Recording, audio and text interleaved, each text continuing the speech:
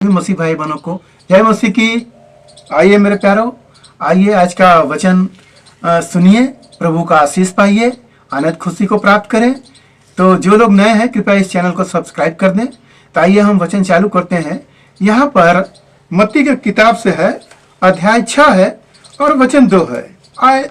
यहाँ पर इस प्रकार से लिखा है, इसलिए जब तू दान करे तो अपने आगे तुरही न बजवा, जैसे कपटी सभाओं और गलियों में करते हैं, ताकि लोग उनकी बड़ाई करें।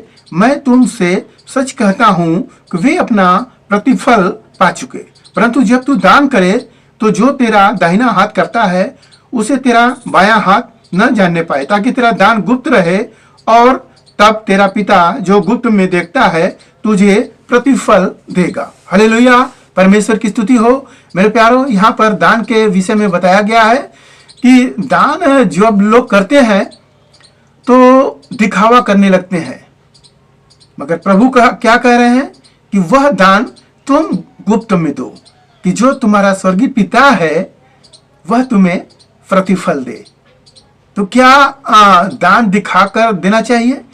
मगर यहाँ वचन में बोला गया है कि चुपचाप दे दो, किसी से कहो मत। और यहाँ पर यह भी लिखा गया है कि दाहिना हाथ दे तो तुम्हारा बायां हाथ जानने न पाए।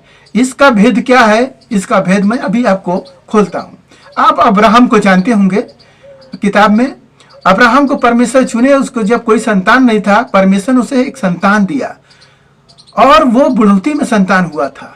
और वो लड़का को पाल कर जब बड़ा होता है तो परमेश्वर उसे दर्शन में बातें करते हैं कि जो लड़का मैंने तुझे दिया है तू उसे उसी पहाड़ पर बलिदान कर।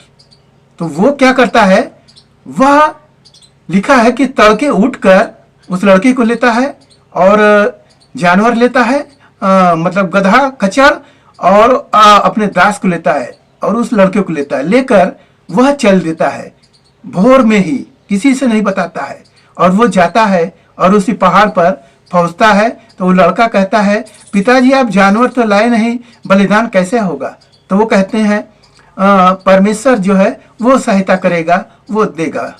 मेरे प्यारो, वह जाते हैं और अपने लड़के को बांधते हैं, और जैसे ही बलिदान करने जाते हैं वहां से आवाज आती है, रुक जा। मेरे प्यारो, वो देखने लगता है और एक भेड़ एक झाड़ी में फंसा रहता है, उसको बलिदान होता है। मेरे प्यारो, यदि वो व्यक्ति अपनी पत्नी से पूछता कि मैं इस लड़के को ले जा रहा हूं बलिदान करने, परमेश्वर ने बोले हैं, तो क्या वो आपकी पत्नी मानती? रोकती? कतई नहीं। तो उसने क्या किया? वचन के अनुसार काम किया कि उसने अपनी पत्नी को नहीं बताया, क्योंकि उसको परमेश्वर को प्रसन्न करना था।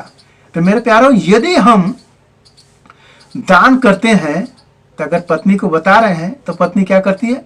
उस काम को रोकेगी। अगर पत्नी कर रही है तो पति उस काम को रोकेगा। क्यों रोकेगा?